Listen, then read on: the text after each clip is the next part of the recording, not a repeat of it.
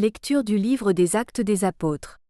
En ces jours-là, Pierre se leva au milieu des frères, qui étaient réunis au nombre d'environ 120 personnes, et il déclara : Frères, il fallait que l'Écriture s'accomplisse.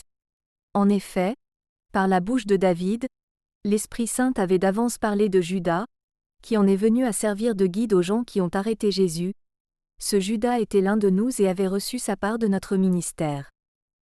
Il est écrit au livre des Psaumes, que son domaine devienne un désert, et que personne n'y habite, et encore, qu'un autre prenne sa charge. Or, il y a des hommes qui nous ont accompagnés. Durant tout le temps où le Seigneur Jésus a vécu parmi nous, depuis le commencement, lors du baptême donné par Jean, jusqu'au jour où il fut enlevé d'auprès de nous. Il faut donc que l'un d'entre eux devienne, avec nous, témoin de sa résurrection. On en présenta deux. Joseph appelé Barsabas, puis surnommé Justus, et Matthias. Ensuite, on fit cette prière.